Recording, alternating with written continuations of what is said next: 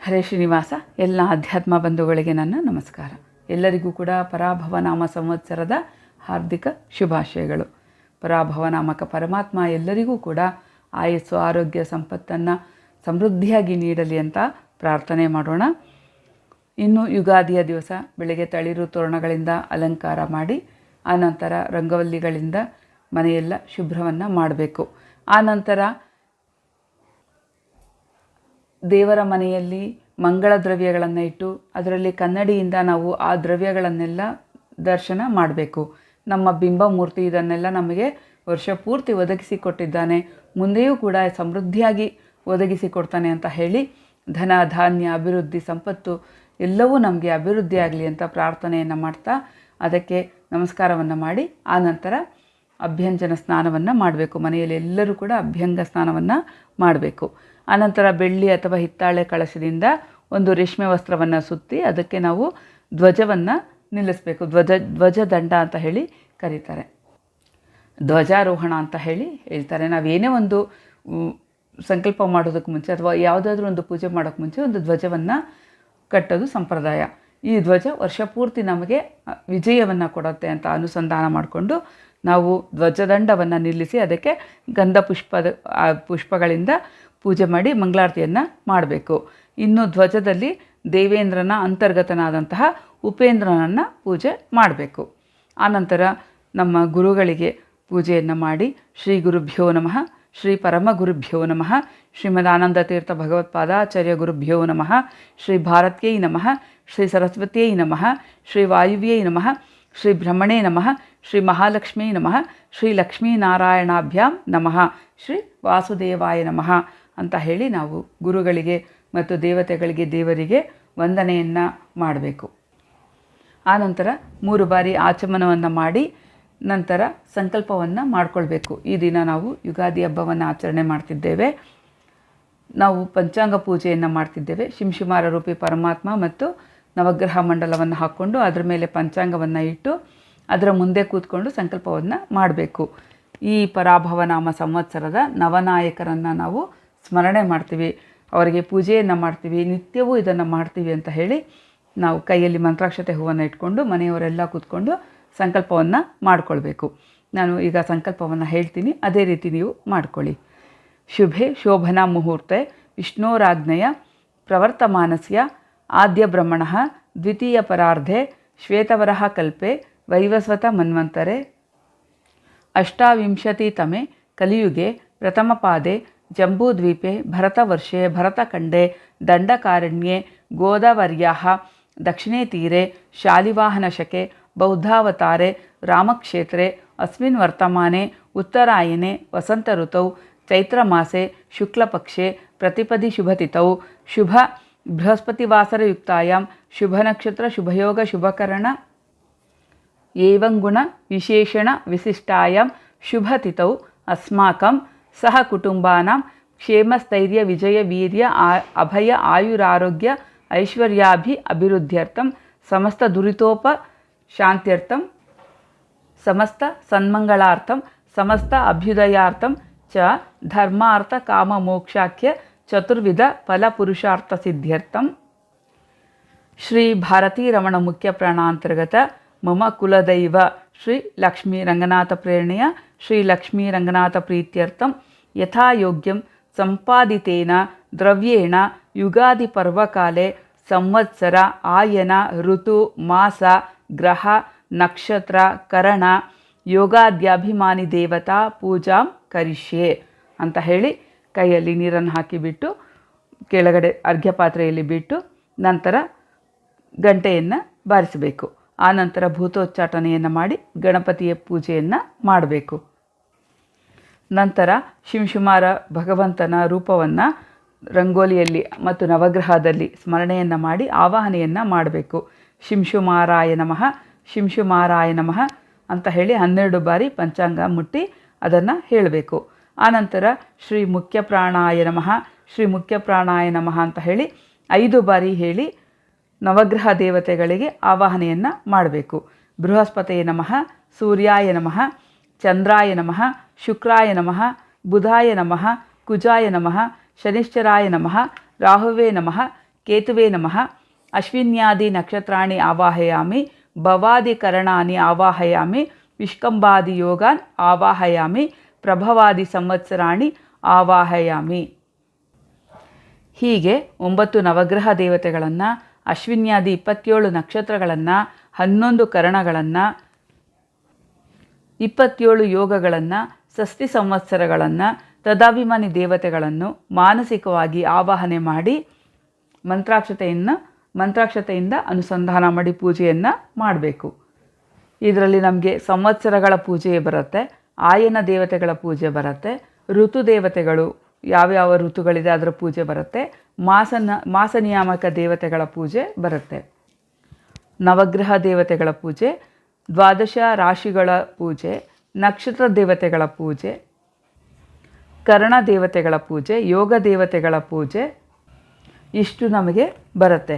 ಇದರಲ್ಲಿ ಯಾವ ಸಂವತ್ಸರ ನಡೀತಾ ಇದೆಯಲ್ಲ ಆ ಸಂವತ್ಸರದ ಹೆಸರನ್ನು ಮತ್ತೊಮ್ಮೆ ಉಚ್ಚಾರ ಮಾಡಿ ತದಂತರ್ಗತನಾದ ಭಗವಂತನಿಗೆ ವಿಶೇಷವಾಗಿ ಪೂಜೆಯನ್ನು ಮಾಡಬೇಕು. ಹಾಗೂ ಆ ದಿನದ ತಿಥಿ, ವಾರ, ನಕ್ಷತ್ರ, ಯೋಗಕರಣ ಮತ್ತು ಆಯನಗಳನ್ನು ಒಮ್ಮೆ ಸ್ಮರಣೆ ಮಾಡಿ ಮತ್ತೆ ಅದಕ್ಕೆ ನಾವು ಪೂಜೆಯನ್ನು ಮಾಡಬೇಕು.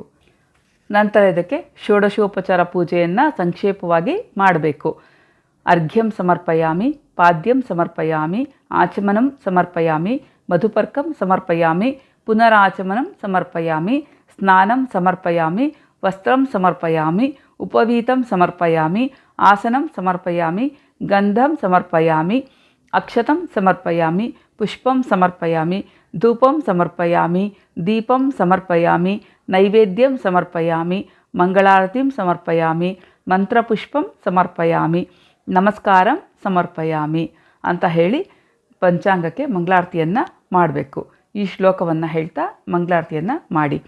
ಆದಿತ್ಯಾದಿ ನವಗ್ರಹ ಶುಭಕರ ಮೇಷಾದಯೋ ರಾಶಯೋ ನಕ್ಷತ್ರಾಣಿ ಸಯೋಗಕಾಶ್ಚ ತಿಥಯ ತದ್ದೇವತಾ ಸದ್ಗಣಾಃ ಮಾಸಾಬ್ದಾಃ ಋತುವಸ್ತೈವ ದಿವಸಃ ಸಂಧ್ಯಾಸ್ತತ ರಾತ್ರಯಃ ಸರ್ವೇ ಸ್ಥಾವರ ಜಂಗಮಾಃ ಪ್ರತಿದಿನಂ ಕುರ್ವಂತು ನೋ ಮಂಗಳಂ. ಇಷ್ಟೆಲ್ಲ ಹೇಳಿ ಮಂಗಳಾರತಿಯನ್ನು ಮಾಡಿ ನೈವೇದ್ಯ ಆದ ನಂತರ ಮತ್ತೆ ಅದನ್ನು ಉದ್ವಾಸನ ಮಾಡಬೇಕು.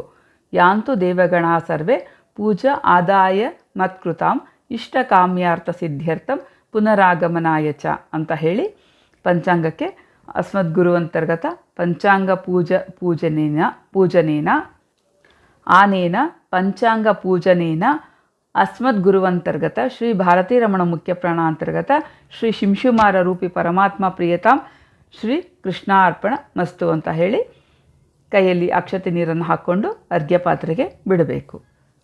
ಮತ್ತೆ ಆಚಮನ ಮಾಡಿ ಕೃಷ್ಣಾರ್ಪಣ ಮಸ್ತು ಅಂತ ಹೇಳಿ ಪ್ರಿಯತಾಂ ಶ್ರೀ ಕೃಷ್ಣಾರ್ಪಣ ಮಸ್ತು ಅಂತ ಹೇಳಿ ಸಂಪೂರ್ಣವನ್ನು ಮಾಡಬೇಕು.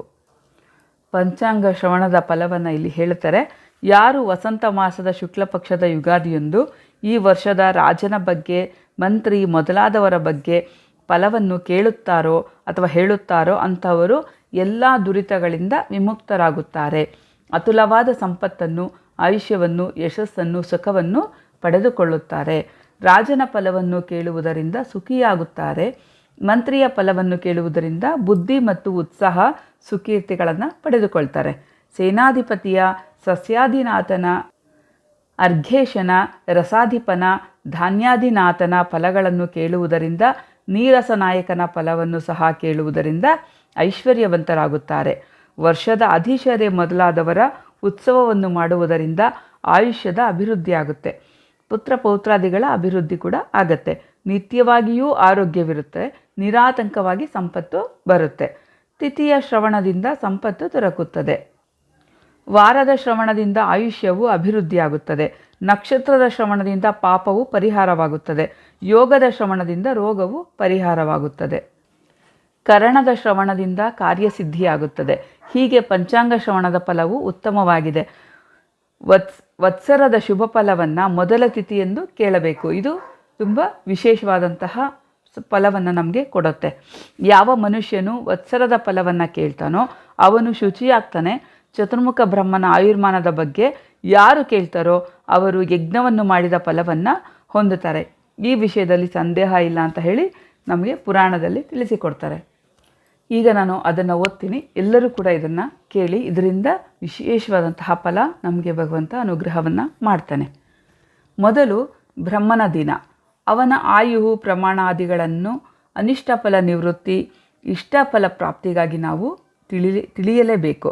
ಸ್ವಸ್ತಿಶ್ರೀ ಸೂರ್ಯ ಸಿದ್ಧಾಂತ ಮತದಿಂದ ಜಗತ್ತಿನ ಉತ್ಪತ್ತಿ ಸ್ಥಿತಿ ಲಯಗಳಿಗೆ ಕಾರಣನಾದ ಶ್ರೀ ಮಹಾವಿಷ್ಣುವಿನ ನಾಭಿಕಮಲದಿಂದ ಉದಯಿಸಿದ ಚತುರ್ಮುಖ ಬ್ರಹ್ಮನ ದಿನ ಪ್ರಮಾಣವನ್ನು ಮತ್ತು ಆ ದಿನದ ವಿಶೇಷವನ್ನು ಕೂಡ ನಾವು ತಿಳಿಯಬೇಕು.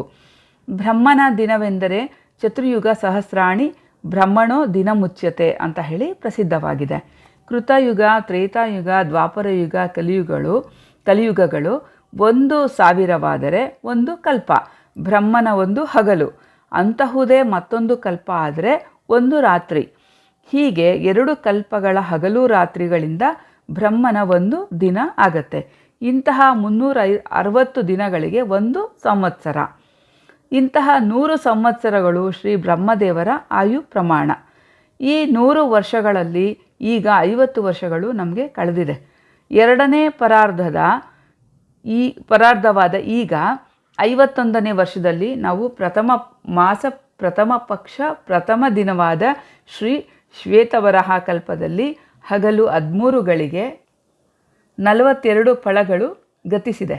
ಇಷ್ಟರಲ್ಲಿ ಸ್ವಾಯಂಭುವಮನು, ಸ್ವಾರೋಚಿಷಮನು, ಉತ್ತಮಮನು, ತಾಪಸಮನು, ರೈವತಮನು, ಚಾಕ್ಷುಷವೆಂಬ 6 ಮನ್ವಂತರಗಳು ನಮಗೆ ಈಗ ಕಳೆದು ಹೋಗಿದೆ. 7ನೇದಾದ ವೈವಸ್ವತ ಮನ್ವಂತರದಲ್ಲಿ 27 ಮಹಾಯುಗಗಳು ಮುಗಿದು 28ನೇ ಮಹಾಯುಗದಲ್ಲಿ 3 ಪಾದಗಳು ಗತಿಸಿ ಹೋಗಿದೆ. ಇನ್ನು ಮಹಾಯುಗ ಅಂದರೆ 43,20,000 ಸಂವತ್ಸರಗಳು. ಇದರಲ್ಲಿ ಕೃತಯುಗ 17,28,000 ಸಂವತ್ಸರಗಳು, ತ್ರೇತಾಯುಗ 12,96,000 ಸಂವತ್ಸರಗಳು, ದ್ವಾಪರಯುಗ 8,64,000 ಸಂವತ್ಸರಗಳು, ಕಲಿಯುಗ 4,32,000 ಸಂವತ್ಸರಗಳು. 28ನೇ ಮಹಾಯುಗದ 3 ಯುಗಗಳು ಮುಗಿದು 4ನೇ ಕಲಿಯುಗದಲ್ಲಿ 5,127 ಸಂವತ್ಸರಗಳು ಕಳೆದಿದೆ. ಉಳಿದ ಕಲಿಯುಗ 4,26,873 ಸಂವತ್ಸರಗಳು. ಆರ್ಯಗತಾಬ್ದ 32,45,127. ಈ ಕಲಿಯುಗದಲ್ಲಿ 6 ಜನ ರಾಜರು ಶಕಕರ್ತರು. ಮೊದಲು ಹಸ್ತಿನಾವತಿಯಲ್ಲಿ ಧರ್ಮರಾಜನ ಶಕೆ 3,044 ವರ್ಷಗಳು. ನಂತರ ಉಜ್ಜಯಿನಿಯಲ್ಲಿ ವಿಕ್ರಮರಾಜನ ಗತಶಕೆ 135 ವರ್ಷಗಳು. ಪ್ರತಿಷ್ಠಾನ ನಗರದಲ್ಲಿ ಶಾಲಿವಾಹನ ಶಕೆ 18,000 ವರ್ಷಗಳು. ನಂತರ ವೈತರಣಿಯ ವಿಜಯಾಭಿನಂದನ ಗತಶಕೆ 10,000 ವರ್ಷಗಳು. ನಂತರ ಕಾವೇರಿ ತೀರದಲ್ಲಿ ನಾಗಾರ್ಜುನ ಗತಶಕೆ 4 ವರ್ಷಗಳು. ನಂತರ ಗೌಡ ದೇಶದಲ್ಲಿ ಕಲ್ಕಿ ಭೂಪತಿ ಗತಶಕೆ 824 ವರ್ಷಗಳು. ನಂತರ ಶ್ರೀ ಮಧ್ವಾಚಾರ್ಯರ ಗತಶಕೆ 826 ವರ್ಷಗಳು. ನಂತರ ಶ್ರೀ ವ್ಯಾಸರಾಜ ಗುರು ಸಾರ್ವಭೌಮರ ಶಕೆ 487. ನಂತರ ಶ್ರೀ ಕಂಬಾಲೂರು ಶ್ರೀ ರಾಮಚಂದ್ರ ತೀರ್ಥರ ಶಕೆ 394 ಸಂವತ್ಸರಗಳು. ಈಗ ಶ್ರೀ ಶಾಲಿವಾಹನ ಶಕೆಯಲ್ಲಿ 1948 ಗತಿಸಿದೆ. ವರ್ತಮಾನ ಶಾಲಿವಾಹನ ಶಕೆ 1949. ನರ್ಮದಾ ನದಿಯ ದಕ್ಷಿಣ ದೇಶದಲ್ಲಿ ಚೈತ್ರ ಶುಕ್ಲ ಪ್ರತಿಪದದಿಂದ ಶ್ರೀ ಪರಾಭವನಾಮ ಸಂವತ್ಸರ ಆರಂಭ ಆಗ್ತಾ ಇದೆ. ಈ ಪರಾಭವನಾಮ ಸಂವತ್ಸರದಲ್ಲಿ ನವನಾಯಕರು ಯಾರು ಅನ್ನೋದನ್ನು ನಾವು ಈ ದಿನ ನೋಡೋಣ. ರಾಜ ಗುರು, ಮಂತ್ರಿ ಮಂಗಳ, ಸೇನಾಧಿಪ ಚಂದ್ರ, ಪೂರ್ವ ಸಸ್ಯಾಧಿಪ ಶುಕ್ರ, ಪರಸಸ್ಯಾಧಿಪ ಮಂಗಳ, ಧಾನ್ಯಾಧಿಪ ಬುಧ, ರಸಾಧಿಪ ರವಿ, ನೀರಸಾಧಿಪ ಶುಕ್ರ, ಅರ್ಘಾಧಿಪ ಚಂದ್ರ, ಮೇಘಾಧಿಪ ಚಂದ್ರ. ಉಪನಾಯಕರು: ಪಶ್ವಾಧಿಪ ಶುಕ್ರ, ಕೋಶಾಧಿಪ ಶುಕ್ರ, ಅಶ್ವಾಧಿಪ ಗುರು, ಗಜಾಧಿಪ ಮಂಗಳ, ಯುದ್ಧಾಧಿಪ ಚಂದ್ರ, ವ್ಯಾಪಾರಾಧಿಪ ಚಂದ್ರ, ಛತ್ರಾಧಿಪ ಗುರು, ವ್ಯವಹಾರಾಧಿಪ ಶನಿ, ದೇವಾಧಿಪ ಗುರು, ದ್ರವ್ಯಾಧಿಪ ಚಂದ್ರ, ನರಾಧಿಪ ಶುಕ್ರ, ವಸ್ತ್ರಾಧಿಪ ಶನಿ, ಸ್ತ್ರೀಣಾಮ ಅಧಿಪ ಮಂಗಳ, ರತ್ನಾಧಿಪ ಚಂದ್ರ, ಸರ್ಪಾಧಿಪ ಚಂದ್ರ, ಮಾಂಗಲ್ಯಾಧಿಪ ರವಿ, ಮೃಗಾಧಿಪ ಶುಕ್ರ, ವೃಕ್ಷಾಧಿಪ ಬುಧ, ಪಶುನಾಯಕ ಶ್ರೀಕೃಷ್ಣ, ಸರ್ವೇಶಾಮಧಿಪ ಗುರು. ಇನ್ನು ರಾಶಿಗಳಲ್ಲಿ ಆಯಾ ವ್ಯಯವನ್ನು ತಿಳ್ಕೊಳ್ಳೋಣ. ಮೇಷರಾಶಿಗೆ ವ್ಯಯ 5 ಆದರೆ ಅವರ ಆಯ 11. ಅಂದರೆ ಮೇಷರಾಶಿಯವರಿಗೆ 11 ಆಯ ಇದೆ, 5 ವ್ಯಯ ಇದೆ. ವೃಷಭ ರಾಶಿಯವರಿಗೆ 5 ಆಯ, 14 ವ್ಯಯ. ಮಿಥುನ ರಾಶಿಯವರಿಗೆ 11 ಆಯ, 11 ವ್ಯಯ. ಕಟಕ ರಾಶಿಯವರಿಗೆ 5 ಆಯ, 8 ವ್ಯಯ. ಸಿಂಹ ರಾಶಿಯವರಿಗೆ 8 ಆಯ, 5 ವ್ಯಯ. ಕನ್ಯಾ ರಾಶಿಯವರಿಗೆ 11 ಆಯ, 11 ವ್ಯಯ. ತುಲಾ ರಾಶಿಯವರಿಗೆ 5 ಆಯ, 14 ವ್ಯಯ. ವೃಶ್ಚಿಕ ರಾಶಿಯವರಿಗೆ 11 ಆಯ, 5 ವ್ಯಯ. ಧನು ರಾಶಿಯವರಿಗೆ 8 ಆಯ, 11 ವ್ಯಯ. ಮಕರ ರಾಶಿಯವರಿಗೆ 2 ಆಯ, 14 ವ್ಯಯ. ಹುಷಾರಾಗಿರಬೇಕು ಮಕರ ರಾಶಿಯವರು. ಕುಂಭ ರಾಶಿಯವರಿಗೆ 2 ಆಯ, 14 ವ್ಯಯ. ಮೀನ ರಾಶಿಯವರಿಗೆ 8 ಆಯ, ವ್ಯಯ 11. ಮಕರ ಮತ್ತು ಕುಂಭದವರಿಗೆ ಆಯ ಕಡಿಮೆ, ವ್ಯಯ ಜಾಸ್ತಿ ಇದೆ.